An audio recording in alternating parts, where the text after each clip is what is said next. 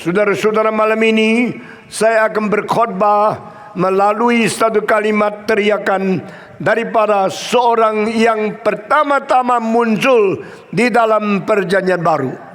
Sebelum Yesus Kristus keluar dan berkhotbah kepada manusia, khususnya orang-orang Yahudi yang dipilih Tuhan secara pilihan jasmani, maka perjanjian baru dimulai dengan seorang yang berteriak di dalam padang belantara. Orang itu adalah Yohanes Pembaptis.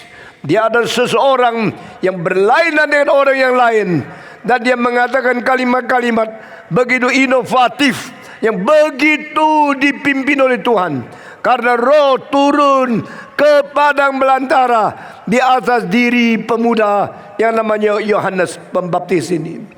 Saudara-saudara, pada waktu itu bukankah di Yerusalem ada Herodes yang menjadi raja? Bukankah ada raja lain yang berada di dalam Galilea? Bukan ada orang-orang yang menjadi imam di dalam bait Allah? Tapi Alkitab berkata, Roh Allah tidak turun kepada orang-orang seperti Herodes, tidak turun kepada gubernur seperti Pilatus, tidak turun kepada Anas dan Kayafas, tidak turun kepada orang-orang raja yang berada di Galilea dan tempat lain.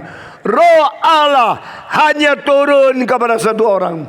Orang itu adalah orang yang menyerahkan diri seumur hidup bagi Tuhan, orang dikuduskan oleh Roh Kudus, orang penuh dengan api, orang yang hidup di dalam kesucian. Dia adalah seseorang yang luar biasa. Dia makannya adalah belalang, dan dia juga pakainya adalah kulit daripada unta. Orang yang berlainan dengan semua orang diurapi oleh Tuhan, dan dia berteriak. Tidak ada mimbar, tidak ada gedung, tidak ada tempat yang mewah, tidak ada organisasi, tidak ada uang, tidak ada dukungan, tidak ada majelis atau orang-orang penting di dalam bait Allah yang menjadi panitia dia.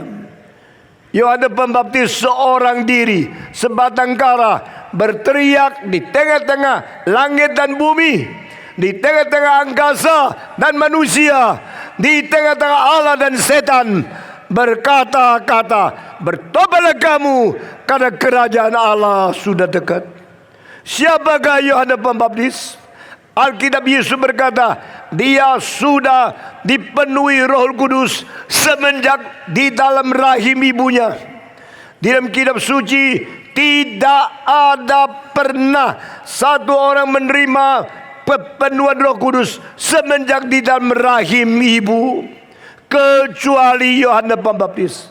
Dia satu-satunya mendapatkan anugerah begitu istimewa.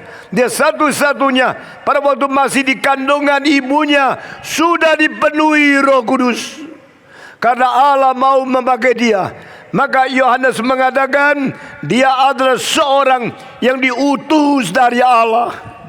Yesaya, Yeskiel, Daniel, dan semua nabi-nabi yang lain menerima panggilan Tuhan setelah mereka dewasa.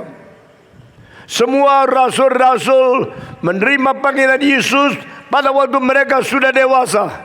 Tetapi Yohanes Pembaptis adalah satu-satunya semenjak di rahim ibu sudah dipenuhi Roh Kudus. Dan Alkitab langsung berkata, ada satu orang yang datangnya dari Allah, adalah namanya Yohanes Pembaptis. Yohanes Pembaptis hidup di dalam dunia cuma 30, mungkin 1 tahun. Waktu umur 30, dia keluar, dia mulai berkhotbah. 1 tahun kemudian, mungkin dia sudah meninggal dunia. Pada waktu dia khotbah setengah tahun, Yesus keluar. Yesus memang lebih muda 6 bulan daripada dia. Yohanes Pembaptis dilahirkan 6 bulan sesudah Yesus dilahirkan. Yohanes Pembaptis umur 30 berkhotbah sesudah 6 bulan Yesus umur 30 berkhotbah. Dia lebih 6 bulan lebih dulu daripada Yesus Kristus, dan dia menjadi perintis. Dia menjadi yang mendahului di dalam perjalanan mentegakkan perjanjian baru. Perjanjian baru dimulai dengan Yohanes Pembaptis. Setelah 400 tahun tidak ada nabi, tidak ada suara Tuhan, tidak ada firman Tuhan untuk Bani Israel. Orang-orang Israel menanti firman Tuhan. Mereka menunggu-nunggu ada hambanya yang datang membicarakan isi hati Tuhan Allah kepada mereka. Tapi mereka menanti 400 tahun. Tidak ada satu yang dari Tuhan.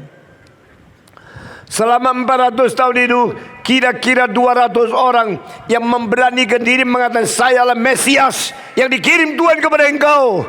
Tetapi berbukti satu persatu 200 orang itu semua palsu adanya. Sampai setelah 400 tahun, setelah Maliaki berhenti menulis perjanjian lama, maka orang pertama yang dikirim Tuhan adalah Yohanes Pembaptis, berada di padang belantara. Seorang umur 30 yang tidak ada dukungan, tidak ada latar belakang, tidak ada backing, tidak ada tunjangan, baik uang mau kuasa, baik politik maupun ekonomi. Dia sebatang kara berteriak dengan berani dan dengan suara keras. Mengapa dia berteriak dengan berani? Karena dia tahu dia dipanggil oleh Tuhan. Mengapa dengan suara keras? Karena dia mengetahui manusia memerlukan firman. Dia berteriak, bertobatlah engkau, karena kerajaan Allah sudah dekat. Di dalam kalimat-kalimat yang penting dilontarkan daripada mulut Yohanes Pembaptis, ada beberapa kalimat yang saya mengerti itu penting sekali. Tetapi hari ini saya fokus hanya kepada satu kalimat saja. Yohanes Pembaptis pada waktu melihat Yesus datang mendekati dia langsung berteriak kepada semua pendengar yang sekeliling dengan dia, berkata, lihatlah domba Allah yang mengangkut dosa seluruh umat manusia. Behold the Lamb of God who takes away the sins of the world. Lihatlah anak domba Allah yang mengangkut dosa daripada umat manusia. Kalimat ini adalah kalimat yang begitu penting, karena kalimat ini hanya muncul satu kali di dalam Alkitab. Domba itu selalu muncul. Domba Allah ada juga muncul. Domba Allah yang mengangkut dosa seluruh dunia hanya satu kali muncul dari mulut Yohanes Pembaptis. Behold the Lamb of God who takes away the sins of the world. Saudara-saudara, siapakah yang bisa membereskan dosa yang diperbuat oleh manusia? Siapakah yang bisa memberikan solusi kepada seluruh umat manusia yang sudah berdosa? Manusia yang sudah berdosa tidak ada jalan lain, harus menuju kepada kuburan, karena upah dosa itu adalah maut. Manusia yang berdosa setelah mati harus dihantar ke hadapan Allah, karena setelah mati adalah penghakiman. Manusia yang berdosa setelah dihakimi harus masuk neraka, karena sesudah kemarahan Tuhan menghakimi manusia, semua akan dicampak ke dalam neraka. Mereka akan dibuang ke neraka untuk selama-lamanya menderita sengsara hukuman akibat kemarahan dan hukuman yang sudah ditetapkan oleh Tuhan. Sehingga di dalam sejarah tidak ada satu orang bisa menyelesaikan soal dosa manusia. Tidak ada satu orang yang bisa membereskan problema manusia yang berbuat dosa.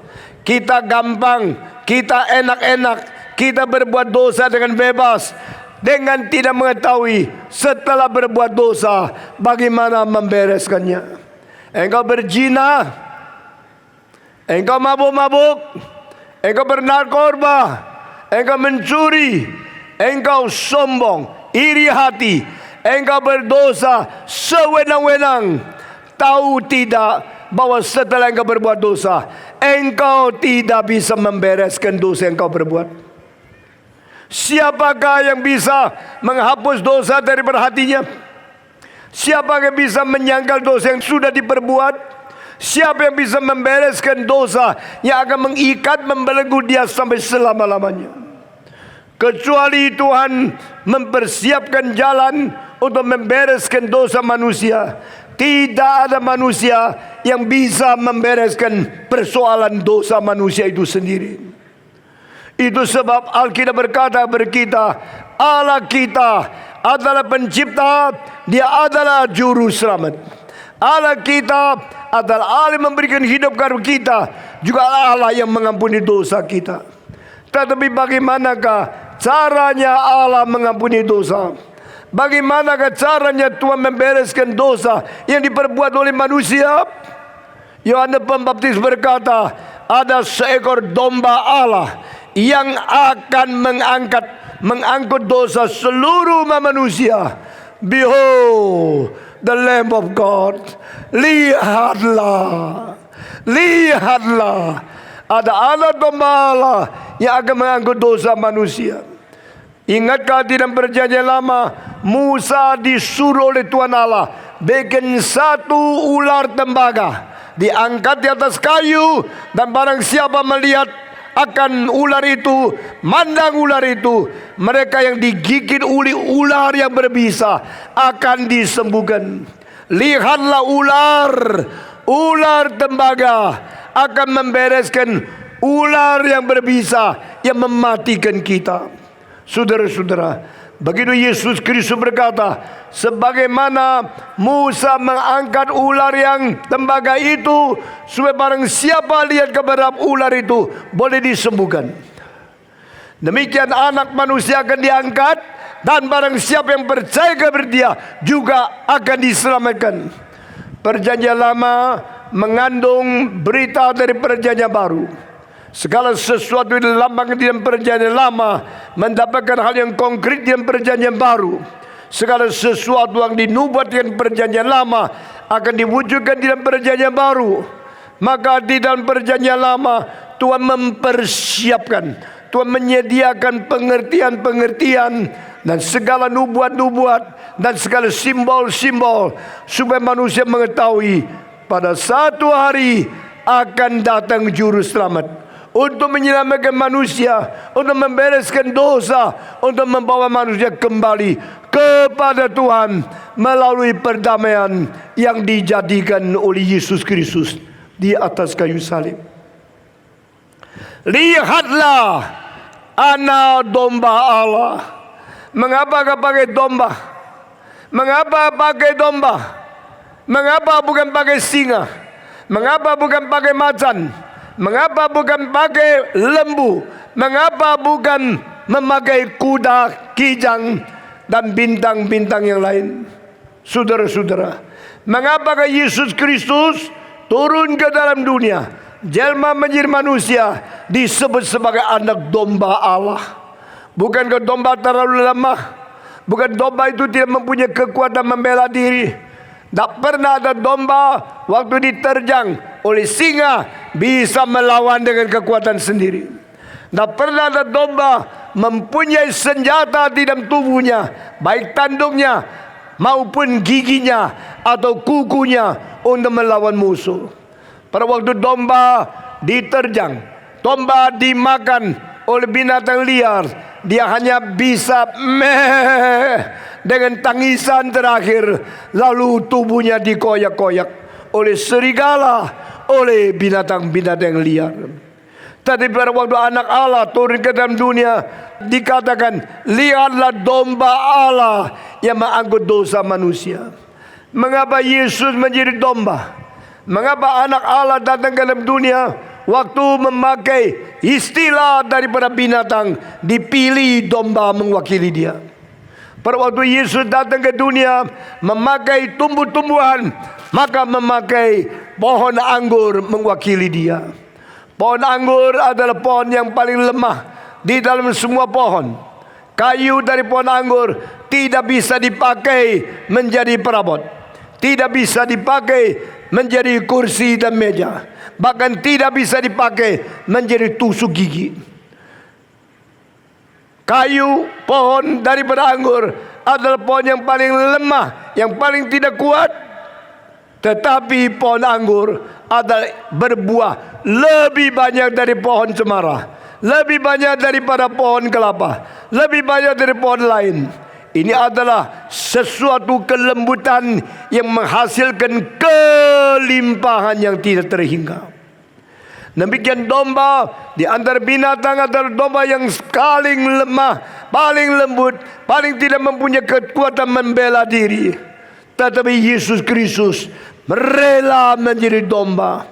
Saudara-saudara, domba adalah yang paling taat dan domba adalah yang paling lembut di dalam menerima akan sesuatu pimpinan daripada penggembalanya.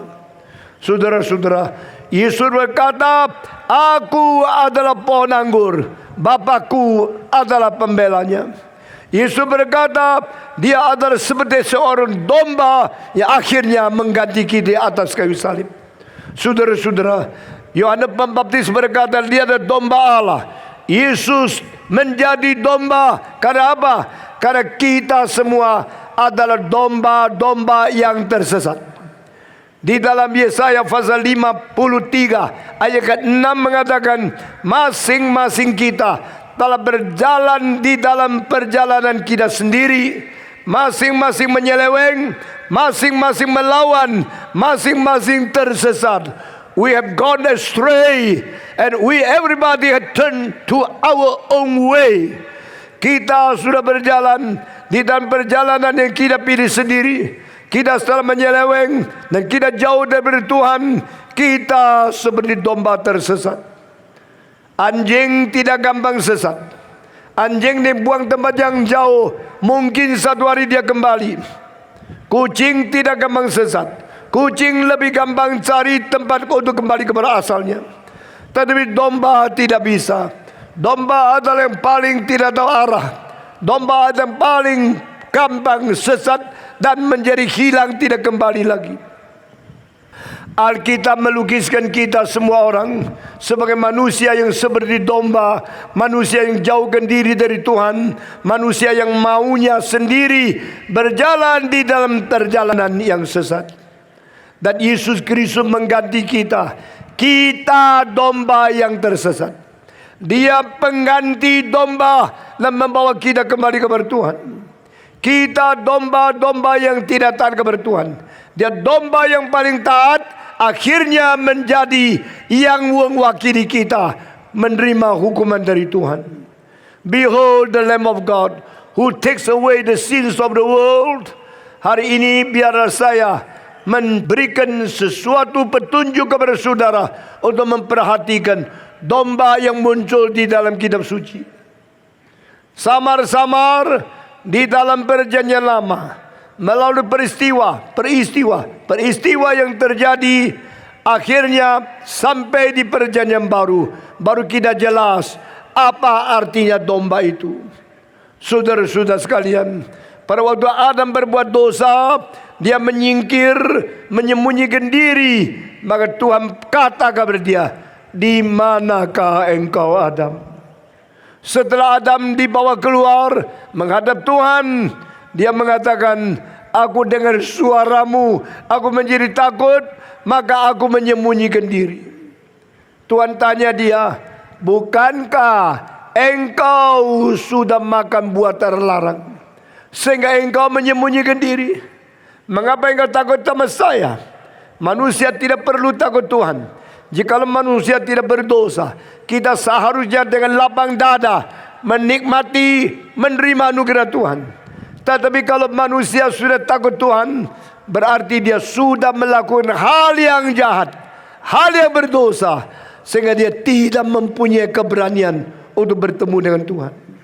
Lalu Tuhan berkata, Adam, engkau sudah berdosa. Sekarang saya menyediakan pakaian kulit untuk menudungi dosamu, untuk menutupi hal-hal yang memalukan. Saudara-saudara, pada saat itu Adam harus membuka pakaiannya yang dibikin sendiri, yang dibikin dengan cara merusak akan tumbuh-tumbuhan, mencabut daun, merusak pohon, lalu menutup diri dengan daun-daun. Waktu dia membongkar, dia harus menyatakan dia yang malu di hadapan Tuhan. Setelah ditelanjangi, baru dipakai pakaian kulit untuk menutupi dia. Saudara-saudara, pakaian kulit ini dari mana? Mengapakah ada kulit yang boleh dijadikan pakaian? Berarti ada binatang yang mati. Binatang yang mati lalu dikupas kulitnya, lalu dibikin pakaian untuk membereskan dosa yang diperbuat oleh Adam. Dosa yang melanggar Tuhan, dosa yang menelanjangkan diri, dosa yang membuat kita malu, dosa yang tidak terbongkar dan tidak bisa ditutup, hanya bisa ditudungi, hanya bisa ditutup melalui kulit daripada domba yang disembelih. Meskipun di dalam pasal 3 Kejadian tidak tulis ada domba yang disembelih, tapi di situ pakaian kulit sudah memberikan indikasi, memberikan kepada kita pengertian ada binatang yang mati. Saudara-saudara, yang pertama berdosa adalah Adam dan Hawa. Yang pertama mati bukan Adam dan Hawa. Adam Hawa berdosa, tetapi yang mati adalah domba yang disembelih. Inilah artinya Injil. Inilah artinya kitab suci. Ini artinya bagaimana Allah mengasihi isi dunia sehingga dikaruniakan anak yang tunggal itu, supaya barang siapa yang percaya dia jangan binasa, melainkan beroleh hidup yang kekal. Yesus Kristus adalah seperti domba yang disembelih, yang mati bagi kita, lalu dibuka kulitnya, dikupas, dikuliti, sehingga dia mati dengan sengsara.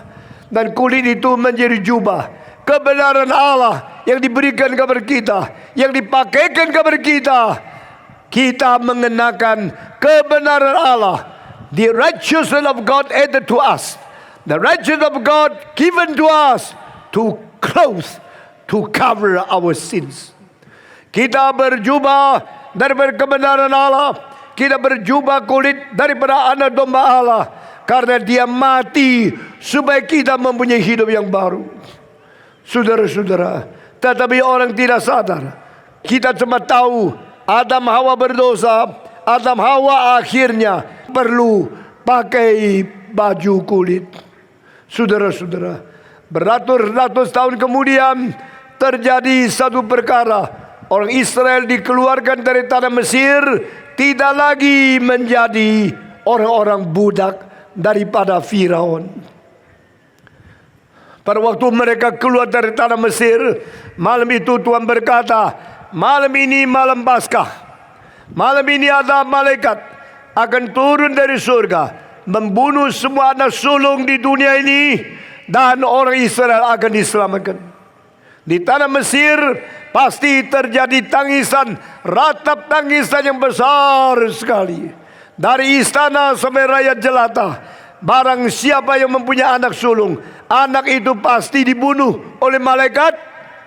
Tetapi orang Israel tidak. Orang Israel boleh dihindarkan daripada kematian. Orang Israel boleh tidak usah mati, karena engkau akan diselamatkan oleh Tuhanmu. Bagaimanakah Tuhan menyelamatkan orang Israel? Tuhan berkata kepada Musa, beritahu kepada umatku, setiap rumah harus menyembelih seekor domba dan mengalirkan darahnya, dan darahnya disapu di atas ambang pintu, sehingga rumah yang ada darah di ambang pintu ada tanda kematian domba.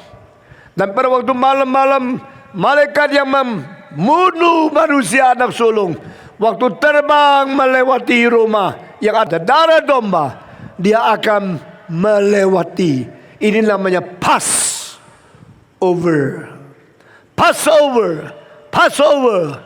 Barang siapa yang tidak ada darah di pintunya, malaikat itu akan masuk ke rumah itu dan membunuh anak sulung yang berada di rumah itu. Anak sulung adalah orang yang paling penting di satu keluarga. Anak laki-laki pertama itu mewakili anugerah Tuhan untuk satu keluarga. Dan anak sulung itu milik Tuhan Allah sendiri. Anak sulung harus dipersembahkan kepada Tuhan Allah menjadi korban yang memperkenan akan Bapa di surga. Saudara-saudara, tapi Tuhan berkata, aku akan membunuh anak sulungmu dari Mesir, dari istana sampai ke setiap kampung. Semua orang Mesir, anak sulungnya akan dibunuh oleh Tuhan. Tetapi Israel akan dipelihara, Israel akan diloloskan daripada pembunuhan ini. Karena apa? Karena ada anak domba yang disembelih untuk mengganti kecelakaan yang seharusnya kita terima. Bunuhlah domba itu, dan engkau harus bakar domba itu. Tidak boleh pakai air masak domba itu. Harus pakai api bakar domba itu. Dan engkau harus makan dagingnya. Sebelum engkau keluar dari tanah Mesir, semua pakai pakaian dengan lengkap, pakai sabuk dengan ketat, pakai sepatu, dan semua disiapkan, baru boleh makan. Setelah makan, tidak boleh tunggu, langsung keluar dari Mesir. Tidak boleh tunda, tidak boleh lambat, tidak boleh tunggu. Musa memberitahu kepada seluruh orang Israel yang berada di seluruh Mesir. Zaman itu tidak ada internet, tidak ada SMS, tidak ada radio, dan tidak ada cara memberikan tahu televisi kepada seluruh bangsa dengan berita yang penting ini. Maka dari mulut ke mulut, di dalam satu hari harus disiarkan kepada setiap orang. Saya percaya sibuk luar biasa orang memberitahu dan dia pesan, engkau sudah dengar, kasih tahu tetanggamu. Tetanggamu sudah dengar, kasih tahu lagi tetangganya. Dan seluruh harus diberitahu tentang hal ini. Saudara-saudara, saya mau tanya, mengapa domba? Saya mau tanya lagi, mengapa dibunuh? Saya tanya lagi, mengapa ngalir darah? Saya tanya lagi, mengapa tidak boleh dimasak dengan air? Saya tanya lagi, mengapa harus dipanggang dengan api? Saya tanya lagi, kenapa harus kenakan pakaian dengan rapi? Kenapa harus pakai ikat pinggang? Kenapa harus pakai sepatu? Kenapa begitu habis makan harus langsung keluar dari Mesir? Ini perintah-perintah dari Alkitab. Semua mempunyai arti yang sungguh-sungguh menakutkan. Karena Allah tidak bermain-main. Allah berkata, bunuhlah domba itu, mengalirkanlah darah itu. Sampai di dalam perjanjian baru, buku Ibrani, baru kita mengetahui, tanpa pengaliran darah tidak ada pengampunan dosa. Di dalam perjanjian lama cuma diberitahu harus bunuh domba, harus mengalir darah, tapi tidak dikasih tahu mengapa. Mengapa domba? Mengapa mengalirkan darah? Mengapa ambang pintu?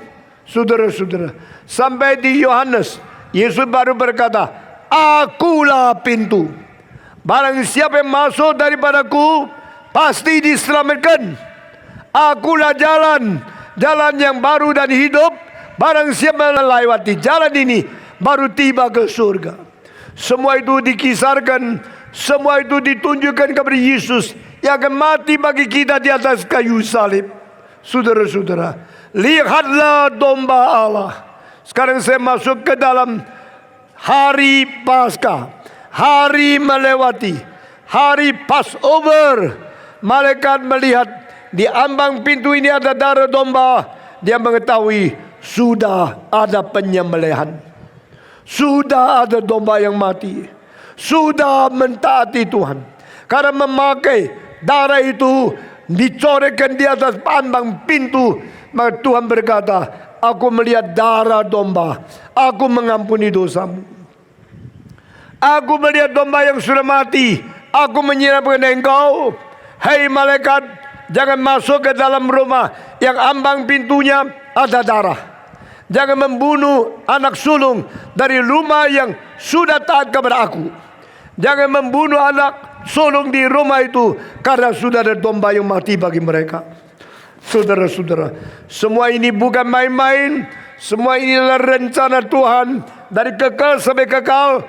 Karena dia akan memakai satu domba yang menjadi pengganti seluruh umat manusia. Sampai di dalam buku Korintus baru kita tahu domba yang disembelih di dalam hari Paskah sebelum orang Israel keluar dari tanah Mesir itu adalah Yesus Kristus.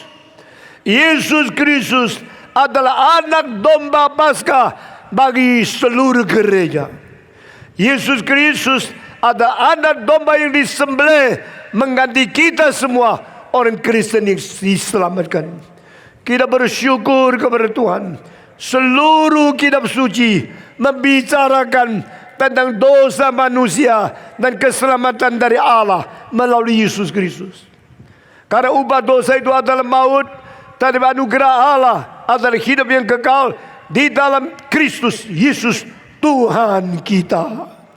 Ayat yang kita selalu kenal dari Roma pasal 6 ayat 23. Sekali lagi saya mengutip, upah dosa adalah maut, tetapi anugerah Allah adalah hidup yang kekal di dalam Kristus Yesus Tuhan kita.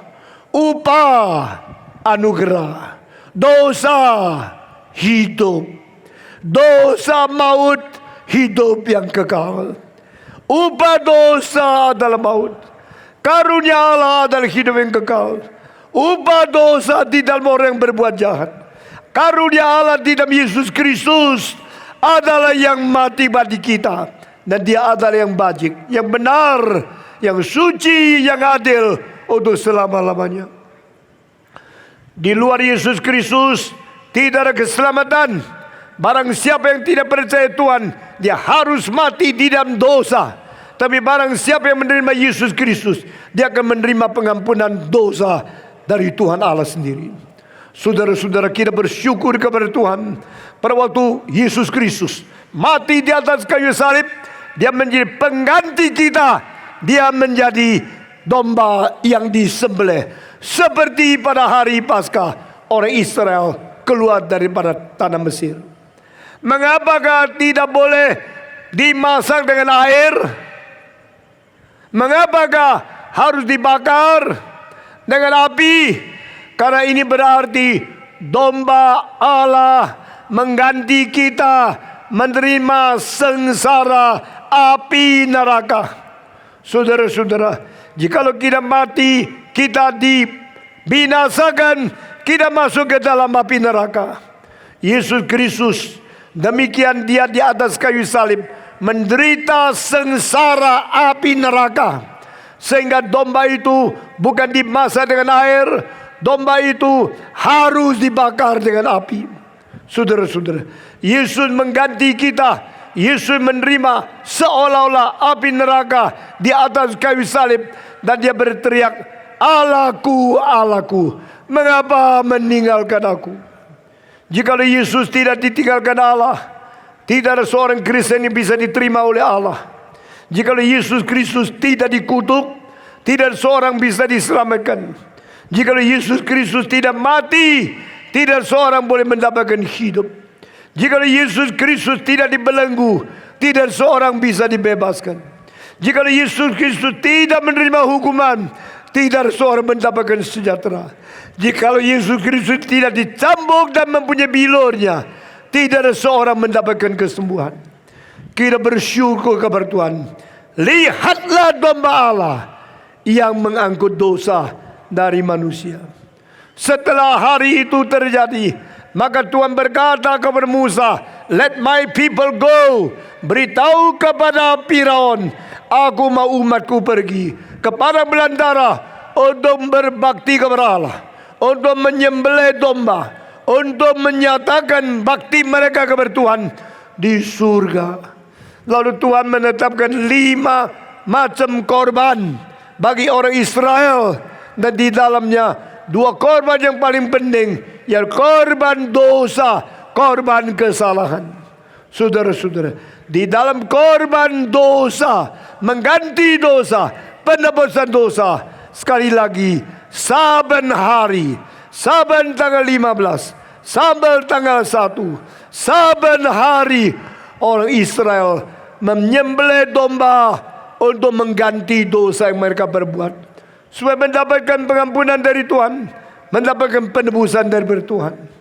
Sehingga kita melihat dari perjanjian lama, dari kejadian, dari pengeluaran, dari seluruh perjanjian lama, dari Yesaya, terus sampai Maliaki, Israel menyembelih domba. Israel memberikan persembahan kepada Tuhan untuk mengganti dosa manusia yang harus dihukum oleh Tuhan sendiri.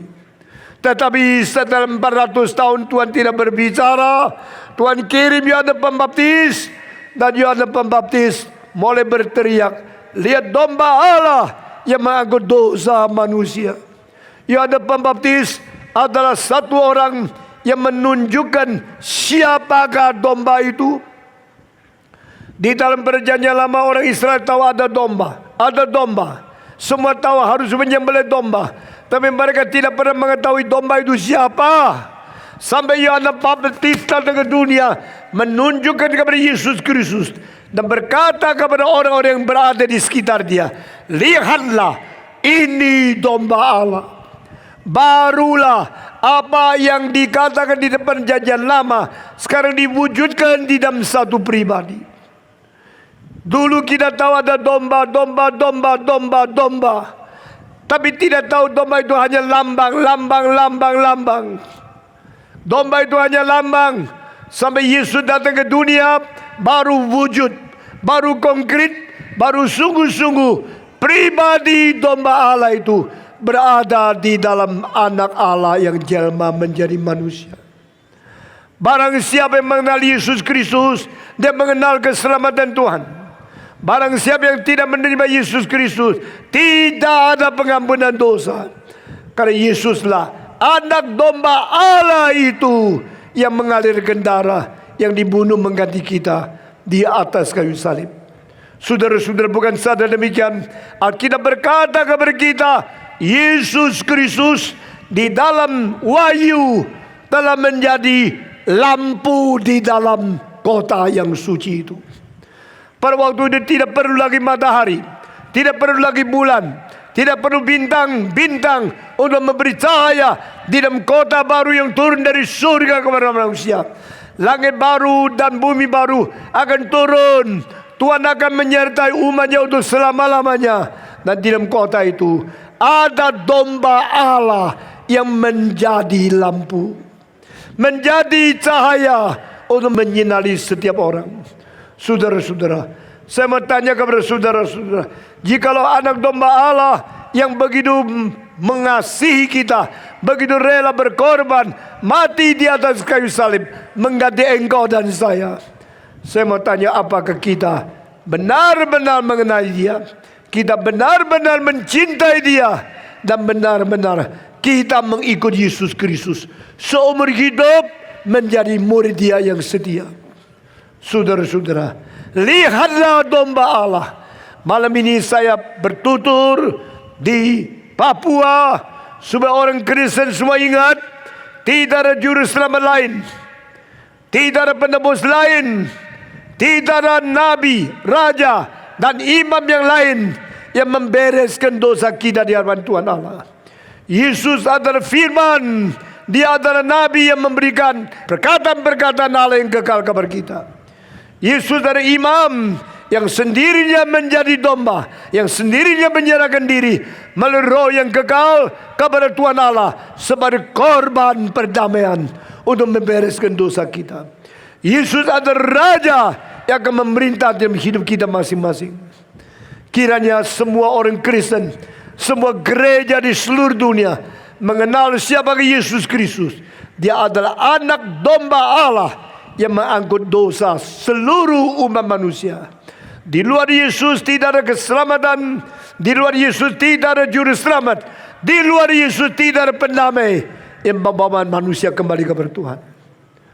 Malam ini saya mau tanya, maukah engkau menjadi orang Kristen yang sungguh-sungguh menerima Yesus, yang sungguh-sungguh mencintai Dia sampai selama-lamanya? Maukah saudara? Maukah menerima Tuhan Yesus? Dia mati bagimu, Dia bangkit bagimu. Dia sekarang duduk di sebelah kanan Allah Bapa. Dia adalah domba yang tersembelih. Itulah sebab saya mengakhiri khotbah ini dari ayat-ayat di dalam Wahyu pasal 5. Worthy is the Lamb. Berhargalah domba itu, hormatlah domba itu, layaklah domba itu dimuliakan. Biarlah segala kemuliaan dan kehormatan, kekayaan, kelimpahan, bijaksana kembali kepada Allah dan kepada domba yang disembelih itu. Domba ini adalah domba yang disiapkan Tuhan sebelum dunia diciptakan. Domba ini adalah domba Allah yang disiapkan untuk mati bagi umat manusia. Domba ini adalah domba yang berada di sebelah kanan Allah Bapa sampai selama-lamanya. Dan pada waktu materai-materai tidak bisa dibuka, rahasia-rahasia tidak ada orang mengerti, maka di dalam Wahyu pasal 5 Yohanes menangis. Pada waktu Yohanes menangis, seorang malaikat datang menepuk akan pundaknya dan berkata, engkau jangan nangis, karena sudah ada yang bisa membuka materai, ada yang bisa menjelaskan rahasia, dan ada yang bisa memberi kepada kita pengertian tentang ini. Lalu dia dengan air mata, dia melihat ke atas. Pada waktu dia ke atas, dia bukan lihat domba, dia seperti lihat domba. Tapi waktu dia melihat lagi, itu adalah singa Yehuda. Saudara-saudara, Yesus pernah menjadi domba, lembut, lemah, mati, mengganti kita, taat kepada Allah. Yesus di dalam kegagalan adalah singa Yehuda. Tetapi singa ini adalah sekaligus singa, sekaligus domba. Singa ini adalah sekaligus domba, sekaligus singa. Singa ini adalah singa dari Yehuda, tetapi dia mempunyai kemuliaan, kejayaan, kuasa yang besar. Namun dia pernah disembelih, pernah turun ke dunia, pernah mati di atas kayu salib. Maka pada saat Yohanes melihat ke atas, dia melihat domba itu ada tanda seperti sudah pernah disembelih.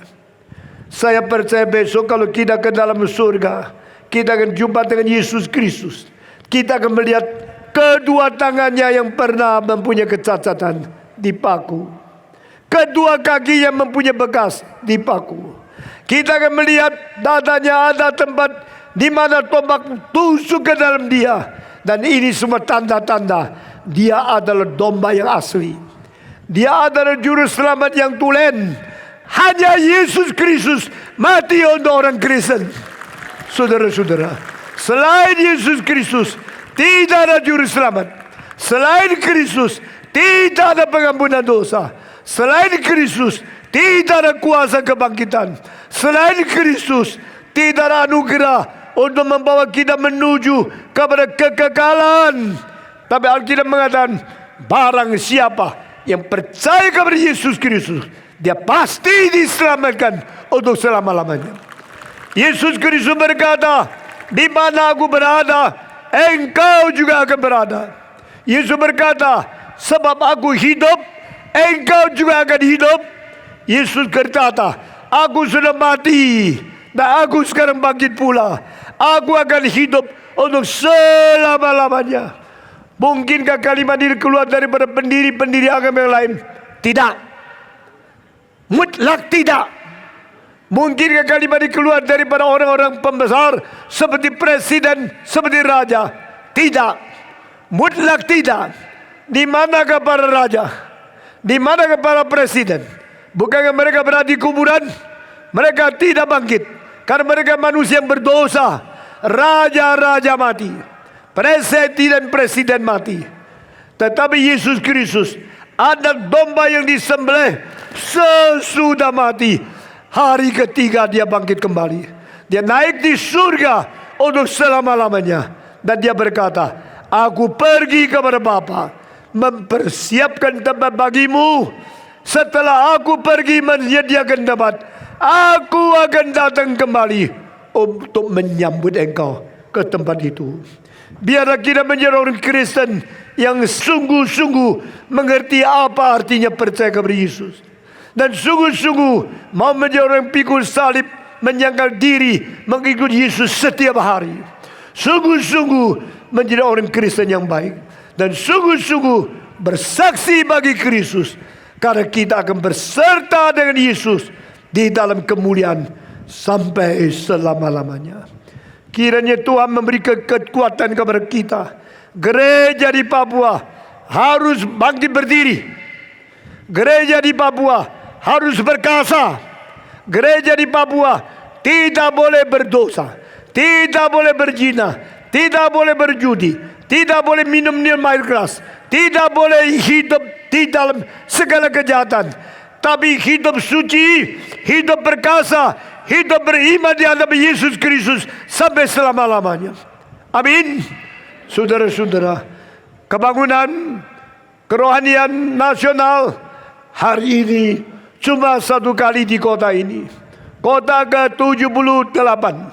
Dan kita berdoa kiranya setelah selesai kebaktian ini, firman yang disampaikan tidak berhenti di sini, tapi akan terus berada di dalam hatimu, pikiranmu, hidupmu, pelayanmu sampai Yesus Kristus datang kembali. Saya mengakhiri khotbah saya pada malam ini. Seumur hidup pandang kepada anak domba Allah yang pernah disembelih, pernah mati di atas salib, mengganti engkau dan saya. Dan cintailah Yesus, karena dia terlebih dahulu mencintai kita. Sebelum kita mengenal dia, dia sudah mengenal kita. Sebelum kita mencintai dia, dia sudah mencintai kita. dan cinta Tuhan adalah untuk selama-lamanya. Biarlah kita juga mencintai Yesus Kristus sampai selama-lamanya. Mau? Siapa yang berkata, saya mau mencintai Tuhan, saya mau ikut Dia, saya mau sungguh-sungguh memuliakan Dia seumur hidup, sekarang dipersilakan berdiri di tempat masing-masing. Barang siapa berkata, saya mau mencintai Tuhan, berdiri. Sekarang berdiri di hadapan Tuhan. Puji Tuhan, puji Tuhan. Yang mau mengikut Tuhan, mencinta Tuhan, setia kepada Tuhan sampai selama-lamanya, sekarang berdiri di hadapan Tuhan. Puji Tuhan, haleluya.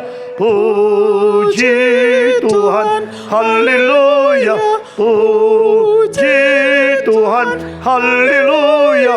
Puji Tuhan. Mari kita tetap berdiri dan semua tunduk kepala. Saya minta satu kalimat per satu kalimat, ikut saya berdoa di hadapan Tuhan. Bapa di dalam surga, semua ikut saya. Bapa di dalam surga, saya sudah mendengarkan firman-Mu. Saya mengerti Yesus adalah anak domba Allah yang mengangkut dosa saya, yang mengangkut dosa seluruh dunia. Dan Engkau adalah Tuhan gereja. Engkau adalah pemimpin hidup manusia. Kiranya Tuhan memelihara iman saya, setia mengikut Tuhan sampai Yesus Kristus datang kembali. Dengar doa saya dalam nama Yesus Kristus, penebus yang hidup. Amin.